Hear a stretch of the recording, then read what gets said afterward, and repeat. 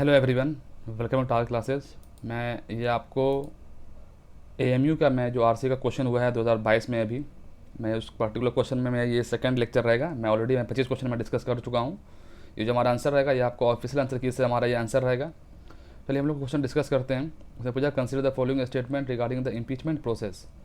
पहला ऑप्शन है the president can be removed from his or her office only on the ground of violation of the constitution. इस word को देखिए, violation of the constitution. अगर आपने लक्ष्मीकांत पढ़ा है तो वहाँ पे ये वर्ड बिल्कुल सेम टू सेम मेंशन है। पहला ऑप्शन सही है। The impeachment charge against the president can be initiated by the other house of the parliament. ये बात बिल्कुल सही है। जो थर्ड ऑप्शन है only the elected member of the parliament can participate in the impeachment of the president. ये बात गलत है। नॉमिनेटेड मेंबर ही पार्टिसिपेट करते हैं। लेकिन इस चीज़ को याद रखना है कि जो प्रेसिडेंट का जो इलेक्शन में होता है ओनली इलेक्टेड मेंबर पार्लियामेंट के पार्टिसिपेट करते हैं और elected member of the legislative assembly of the state legislative assembly. ठीक है, इसका आंसर क्या है? 1 और 2 है। तो जो प्रेसिडेंट के जो इलेक्शन में होता है वो क्या होता है कि जो लेजिस्लेटिव काउंसिल होता है स्टेट का, उसके इलेक्टेड हो या फिर नॉमिनेटेड मेंबर कोई पार्टिसिपेट नहीं करते हैं।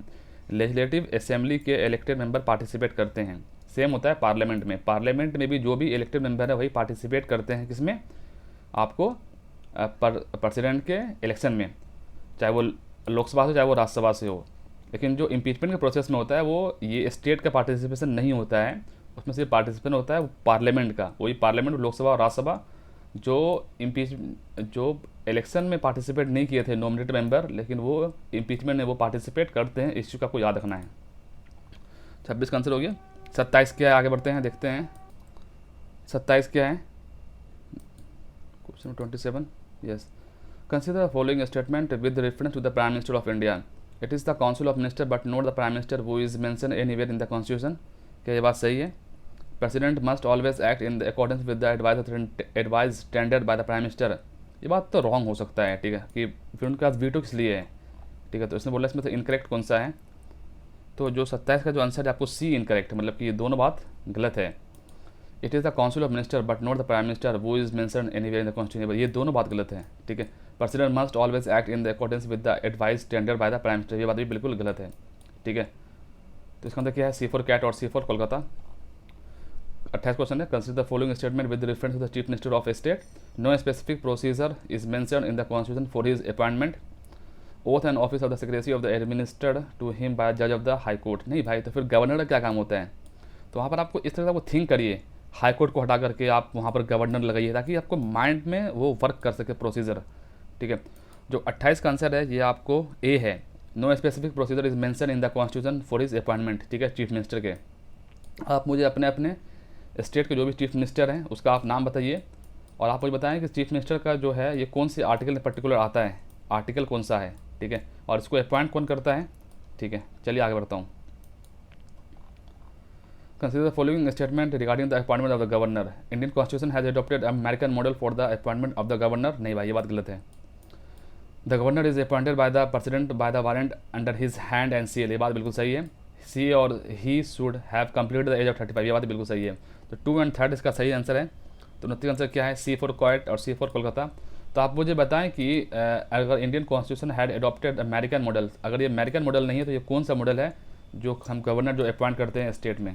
ठीक है, और मुझे बताएं कि गवर्नर की पार्डनिंग पावर कितनी है और प्रेसिडेंट की कितनी है पार्डनिंग पावर। ठीक है, तीसरा पढ़ता हूँ। In order to implement decision made at the international conference or association parliament can make laws. Suppose करिए कि अगर हमने कोई UNFCCC का कोई हमने प्रोसेस को हमने जाकर साइन कर लिया, ठीक है, इंटरनेशनल वहाँ पर जाकर के, या फिर सपोज करिए कि हमने बांग्लादेश गए, हम तीस्ता वाटर जो डिस्प्यूट है हमने उसको सेटल कर लिया। ठीक है, किससे? बांग्लादेश के साथ। तो क्या होगा? हमें स्टेट की कंसेंट लेने की जरूरत पड़ेगी? नहीं भाई, without the consent of any state. तो बताइए आप कौन से आर्टिकल में आता है? ठीक है, एक आर्टिकल जो है वो आपको आर्टिकल जो आपको 51 है। कितना है? 51। ठीक है, आगे बढ़ देखता हूँ। एक आर्टिकल 51 और एक आर्टिकल 50 है। तो आप मुझे बताएं कि कौन से आर्टिकल में ये बात मतलब कही गई है। ठीक है, इसका आंसर क्या है? इसका आंसर B4 बेबी और B4 बॉम्बई। आगे बढ़ता हूँ। With which of the following statement is are incorrect. Word को पढ़िए, इनकरेक्ट पूछ रहा है। Reference to Rajya Sabha. ये क्वेश्चन बहुत दफ़ा पूछा जा रहा है। अब ये लोग UPSC के स्टाइल में क्वेश्चन पूछ रहे हैं तो यूपीएससी में अब राज्यसभा और लोकसभा में बहुत फोकस है कि आखिर उसका स्पेसिफिक पावर क्या है, उसका एक्सक्लूसिव पावर क्या है राज्यसभा का। देखिए क्या है कि state are allotted to the seats are allotted to the states in Rajya Sabha on the basis the population of the state, ये बात बिल्कुल सही है। A person should not be less than 25 year age of the becoming the member of the Rajya Sabha, नहीं भाई बात गलत है। कितना होना चाहिए, 25 नहीं है तो ये एज कितना है, ये आप मुझे बताएं कमेंट सेक्शन में। A candidate contesting an election to the Rajya Sabha from the particular state shall not necessarily be an electoral in that particular state, बात बिल्कुल सही है। जो 31 से क्या है, ये आपको सी है 1 and 3, ठीक है। तो अच्छा इसने पूछा है इनकरेक्ट पूछा है ना, तो इसका इनकरेक्ट क्या हो जाएगा, क्या पूछा, following statement is are incorrect. 31 से सी होता बताना चाह रहा है कि seats are allocated in the state in Rajya Sabha on the basis of the population of the state, population of the state. अच्छा, a person should not be less than 25 year to becoming member of the Rajya Sabha. तो 31 का answer क्या बताना चाह रहा है, ये exactly सी बताना चाह रहा है। चलिए इस पर्टिकुलर क्वेश्चन को मैं थोड़ा दोबारा देखूंगा, उसके बाद मैं आपको बताऊंगा इसका आंसर, 31 का आंसर। हालांकि क्वेश्चन ये ईजी है, आगे बढ़ता हूँ। In which of the following cases is there is equality of power and the status between the Rajya Sabha and Lok Sabha. इन दोनों के बीच में मैं वही क्वेश्चन अभी मैं आपको रिपीट कर रहा था कि वो लोग पावर के पूछते हैं कि लोकसभा और राज्यसभा के बीच में क्या पावर है, ठीक है, उसने ये पूछा।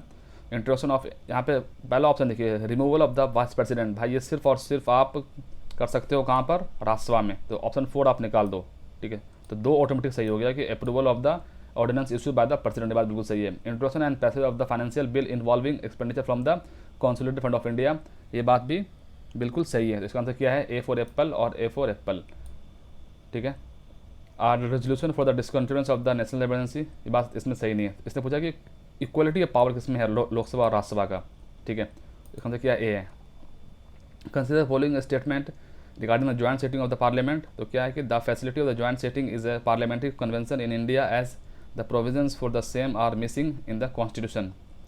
The president can summon both the houses for the joint setting only if the bill has been rejected by the one house of the one house, ये बात बिल्कुल सही है। On the speaker only the speaker of the Lok Sabha can preside over the joint setting of the 2 house, ये बात बिल्कुल सही है। वो अपसेंट में किसी और कोई कर सकता है। So for joint setting of 2 houses have taken place only 3 time. देखिए जब फैक्ट वगैरह जो पूछता है वो जनरली रॉन्ग होते हैं। जो इसका आंसर चौथा तो आप इजिली आप एलिमिनेट कर देंगे।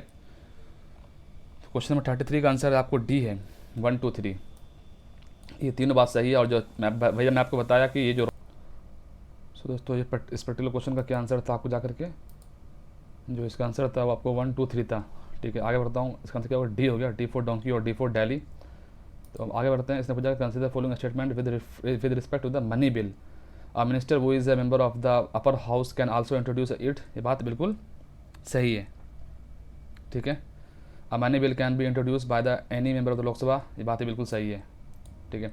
The president must give assent a money bill as it can only be introduce by his prior recommendation of the president, ये बात गलत है, उसको रिजेक्ट भी कर सकते हैं। जो आपको 34 का आंसर है ये आपको बी फॉर बेबी और बी फॉर बॉम्बई है, ठीक है। आगे बढ़ता हूँ। इसने पूछा consider the following statement about the constitution amendment bill, the bill can be introduce in the other house of the parliament and by any member of the parliament. The constitution amendment bill is not treated as the money bill even if all the provision attract article 110। President cannot use the power of the suspensive veto over the constitutional amendment bill। जो 35 का answer आपको D है, 1 2 3 सारी बातें बिल्कुल सही है। तो कॉन्स्टिट्यूशनल अमेंडमेंट बिल होता है कि this bill can be introduce in other house of the parliament bye any member of the parliament, बात तो बिल्कुल सही है। हम सुनते हैं प्राइवेट मेंबर बिल है तब, और जो अदर बिल जो मिनिस्टर इंट्रोड्यूस करते हैं ये हम सुनते हैं ना बेसिकली, इसलिए आप न्यूज़पेपर आप कंटिन्यूस पढ़ते रहें। A constitution amendment bill is not treated as a money bill even if all its provision attract article 110। president cannot use the power of the suspensive veto over the constitutional amendment bill, ये बात ही बिल्कुल सही है। आगे बढ़ता हूँ। Consider following statement, तो इसका आंसर क्या था, 1 2 3 था, 35 का आंसर, ये आपको ऑफिशियल आंसर है, मैं आपको आंसर बता रहा हूँ। Consider following statement about the public account committee of the parliament, it was first setup in 1921 under the provision of the government of India act, ये बात बिल्कुल सही है, आप इसको याद रख लेना। नेक्स्ट टाइम ऐसा क्वेश्चन पूछेगा कि गवर्नमेंट ऑफ इंडिया एक्ट के थ्रू पब्लिक अकाउंट कमेटी बनाई गई थी, ठीक है। It currently had 22 members all from the lower house elected by the parliament, ये बात गलत है। आप भी बताएं कि टोटल इसमें कितने मेंबर हैं और कौन कौन से हाउस से इसके मेंबर आते हैं, ठीक है। Its member are chosen according to the principle of the proportional representation. इस वर्ड को देखिए, प्रोपोर्शनल रिप्रेजेंटेशन, ये आपको दोबारा पूछ लिया जाएगा किसी और ऑप्शन में। The chairman of the committee is invariably from the opposition, ये बात बिल्कुल सही है। तो दूसरा निकालिए, तो 36 का आंसर क्या है आपको, सी है, 1, 3 एंड 4, बात बिल्कुल सही है। तो आगे बढ़ता हूँ। 37 है, which of the following statement regarding the contingency fund of India is correct. It aim to facilitate meeting of urgent unforeseen expenditure by the government without authorising from the parliament. Amount from the consolidated fund of India is used to recoup the contingency fund of India. The fund is held by the finance secretary on behalf of the president of India. जो 37 answer आपको B है, 2 and 3 सही है। Amount from the consolidated fund of India is used to recoup the contingency fund of India, बात बिल्कुल सही है। The fund is held by the finance secretary on the behalf of the president of India। और आप लक्ष्मीकांत पढ़ेंगे वहाँ आपको इस फैक्ट आपको मिल जाएगा। It aims to facilitate meeting of urgent unforeseen expenditure by the government without authorization from parliament। बताएं कि ये कौन सा फंड होता है, विदाउट अनफॉर्चुन एक्सपेंडिचर करना है by the government without the authorisation from the parliament. तो ये कौन सा फंड होता है, आप मुझे बताएं कमेंट सेक्शन में, ठीक है। 37 का आंसर क्या हो गया आपको, ये आपको जो 37 का आंसर है ये आपको हो गया करके बी, ठीक है, 2 and 3। आगे बढ़ता हूँ। ये पैसेज है, मैं आपको इसका आपको सीधा आंसर बता देता हूँ। जो 38 का आंसर है इसने बता रहे हैं, ऑफिशियल आंसर किस है, ये डी बताया जा रहा है, डी फॉर डोंकी और डी फॉर दिल्ली। तो आप इसको पैसे को थोड़ा बहुत पढ़ेंगे तो इसमें क्या है भाई, अच्छा, urgent action is needed to harness the power of the ICT and to put women at the forefront of the development. World leaders have identified the gender digital divide as a major roadblock to the women's economic empowerment and the participate in the digital economy. अगर आप newspaper पढ़ेंगे ना तो आप बहुत सारे core theme को आप यूँ ही समझ जाएंगे। Multiple studies reiterated the finding that extreme gender inequality exist in internal internet access digital skills. अच्छा, मतलब ये मतलब वही है कि मतलब कि वीमेन को मतलब कैसे मतलब रोड ब्लॉक फेस करना पड़ रहा है, उन सब चीज़ों के बारे में इसमें बेसिकली मेंशन है। तो भाई आप इसको थोड़ा पढ़ना, आप इसको सॉल्व करने की कोशिश करना, ठीक है। तो 38 आंसर आपको बता दिया हूँ कि 38 आंसर क्या है आपको, डी है। 39 का आंसर क्या है, 39 आंसर ए है, 1 and 2 सही है, ठीक है। आगे बढ़ता हूँ, आगे क्या है इसमें 40 का आंसर क्या बताना चाह रहे हैं। जो 40 का आंसर है ऑफिशियल आंसर किससे आपको बी है, बी फॉर बेबी और बी फॉर बॉम्बे, 1, 2, 3, ठीक है। 41 आंसर क्या आपको चाह रहा है कि जेंडर इम्पैक्ट का मतलब क्या होता है, ऑथर क्या इम्प्लाई कर रहा है जेंडर इम्पैक्ट को। इसका आंसर सी है, women benefiting from the group farming. 42 का आंसर क्या है, तो 42 का आंसर है आपको बी है, क्या है, बी फॉर बेबी और बी फॉर बॉय और बी फॉर बॉम्बई, ठीक है। 46 का आंसर, अच्छा ये आपको मैथमेटिक्स का क्वेश्चन है। तो मैथमेटिक्स में मैं इससे पहले ही बता चुका हूँ कि आपका परसेंटेज बहुत अच्छा होना चाहिए। एवरेज परसेंटेज अच्छा कर लें आप, एवरेज अच्छा कर लें, नंबर सिस्टम अच्छा कर लें, ठीक है। टाइम एंड वर्क से क्वेश्चन पूछता है, 5-6 चैप्टर का बहुत अच्छा कर लें। वहाँ से अगर एक भी क्वेश्चन आएगा तो मैं इसको छोड़ूंगा नहीं, ठीक है। जो 43 का आंसर है ये आपको जाकर डी है, कैन नॉट बी डिटरमाइन। और कुछ क्वेश्चन तो आपको जो UPSC का जो CSET पहले हो चुका है उससे क्वेश्चन रिपीटेड होते हैं, ठीक है। 44 का आंसर क्या है, 44 का आंसर आपको ए है, ठीक है।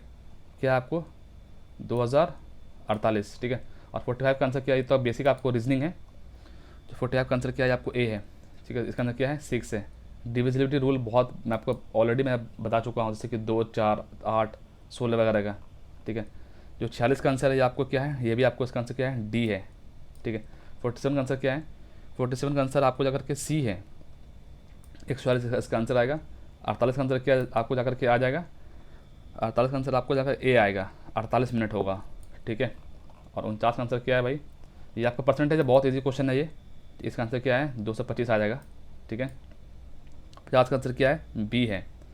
50 का आंसर क्या है आपको बी, बहुत ईजी क्वेश्चन, कहाँ गया ये रहा, बी आंसर होगा 50 का, ठीक है। और मैथ का क्वेश्चन है क्या इसके अंदर, देखता हूँ, शायद आगे शायद ये वाला रीजनिंग का क्वेश्चन है। तो 51 का आंसर ये आपको सी है, ठीक है, सी फॉर कैट और सी फॉर कोलकाता। 52 का आंसर क्या है, 52 का आंसर आपको बी है, 30 इसका आंसर आ रहा है, ठीक है। ये था दोस्तों कुछ मैं आपको यहाँ तक अभी मैं बता चुका हूँ, क्वेश्चन नंबर 52 तक मैं अभी डिस्कस कर चुका हूँ। अगर आपको ये वीडियो पसंद हो तो आप इसे लाइक शेयर सब्सक्राइब कर लेना मेरे चैनल को। आप मुझे बता सकते हो कि मैं अपनी वीडियो में और क्या इंप्रूवमेंट कर सकता हूँ। और आप किसी टॉपिक को अगर वीडियो बनवाना हो तो आप उस पर्टिकुलर जो भी रिसेंट वीडियो हो उसके आप उसके कमेंट में आप मुझे बता देना, मैं उस पर्टिकुलर टॉपिक में वीडियो बनाने की कोशिश करूँगा। सो दोस्तों आज के लिए इतना ही। Okay, take care and bye bye. मिलता हूँ नेक्स्ट वीडियो में। मैं इसका 4 लेक्चर मैं इसको कंप्लीट कर दूंगा। So okay.